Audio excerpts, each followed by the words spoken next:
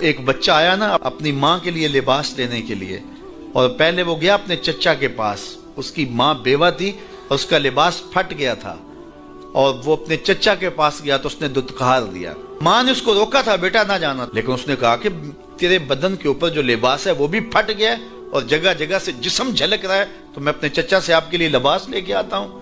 پھر جو رویہ اس نے اختیار کیا تو واپس روتا ہوا آ رہا تھا، تو کسی نے راستے نے پوچھا کہ کیا ماجرا ہوا؟ اس نے کہا چچا کے پاس گیا تھا ماں کے لیے لباس لینے، اس نے رلا کے بھیج دیا۔ اللہ اکبر۔ تو اس نے کہا کہ جا سین حرم میں محمد نام کا ایک شخص بیٹھا ہوا ہے، اگر تو اپنا دکھڑا اس کے سامنے پیش کرے تو وہ امید ہے تمہیں رد نہیں کریں گے، لیکن سن لے ان کا دین کوئی اور ہے۔ اللہ اکبر۔ اپنے ماں کے پاس آیا تو ماں کو کہا کہ چچا نے رلا کے بھیج دیا، لیکن آپ کی حالت مجھ سے دیکھی نہیں جا رہی۔ بچہ ابھی شعور کی منزلوں میں قدم رکھ رہا تھا، پہلے بہت چھوٹا تھا، اب اس کے اندر ایک جذبات تھے بچے کے اندر۔ تو ماں نے کہا کہ بیٹا نہیں، ان کے پاس نہیں جانا، سنا ہے کہ جو ان سے ملے دین دھرم چھین لیتے ہیں اس کا۔ اللہ اکبر۔ تو حضور علیہ الصلوۃ والسلام کے پاس جانے سے ماں روکنے لگی، لیکن بچے نے کہا کہ امی میں پکا رہوں گا، بتوں کا وفادار رہوں گا، تم اس ٹینشن کو، اس پریشانی کو چھوڑ دو۔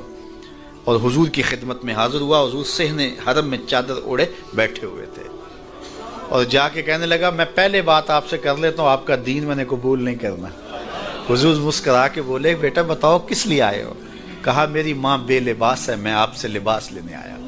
حضور نے چادر رحمت اتار کے اس کے کندھوں پہ ڈالی۔ اللہ اکبر۔ وہ واپس آ گیا اور ماں پر حضور کی چادر اڑائی۔ اللہ اکبر۔ اور ماں نے کہا کہ بیٹے اس نے اپنا دین تو نہیں تجھے دیا؟ کہا نہ، میں نے پہلے کہہ دیا تھا تیرے دین نہیں مانوں گا۔ ماں کہنے لگی پتر اس کا دین ماننا چاہیے، یہ جس نے رحمت کی چادر ہمارے سر پہ تان دی۔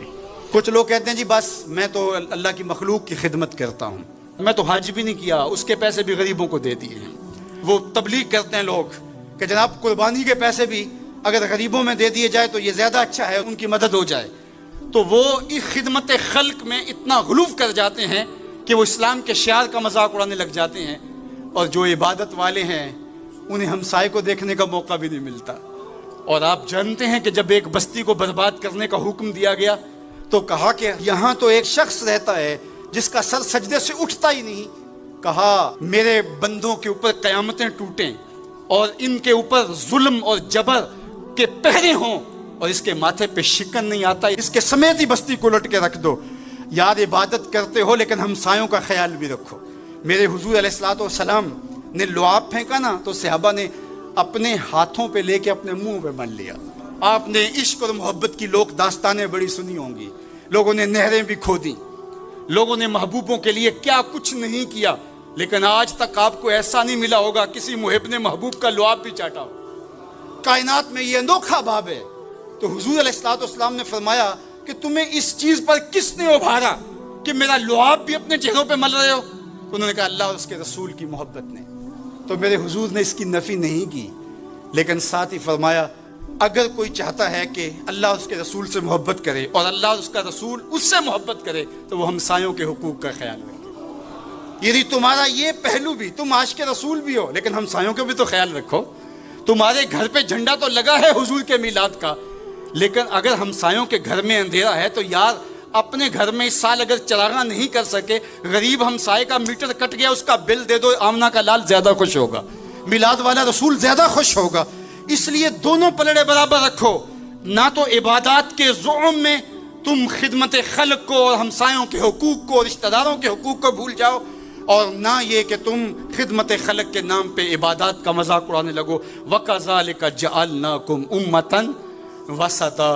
ادارت المصطفیٰ دونوں بازوں کے ساتھ اڑنے کی فکر رکھتا ہے، اور امت وسط کے مزاج کو لوگوں میں راسخ کرنا شروع ہوتا ہے۔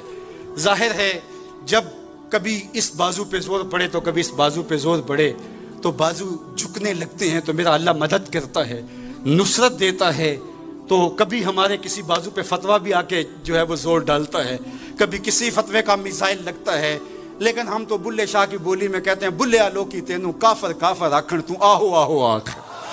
ہمارا کام الجھنا تھوڑا ہے، ہم نے تو آگے بڑھتے ہی چلے جانا ہے، اور ہماری منزل تو مدینہ ہے، ہم نے تو اس کی طرف عازم سفر رہنا ہے۔ ادارت المصطفیٰ ایک فکر کا نام ہے، اور وہ فکر جو مدینے کی ضیاؤں سے پھوٹتی ہے، گنبد خضرا کے جمال کی روشنی ہے، اور وہ مصطفی نہیں ہو سکتا جس کے دونوں بازو میں سے ایک بازو شل ہو۔ حضور کی امت سے جس کو پیار نہیں ہے، حضور کی امت سے جس کو محبت نہیں ہے، حضور کی محبتوں کا کبھی بھی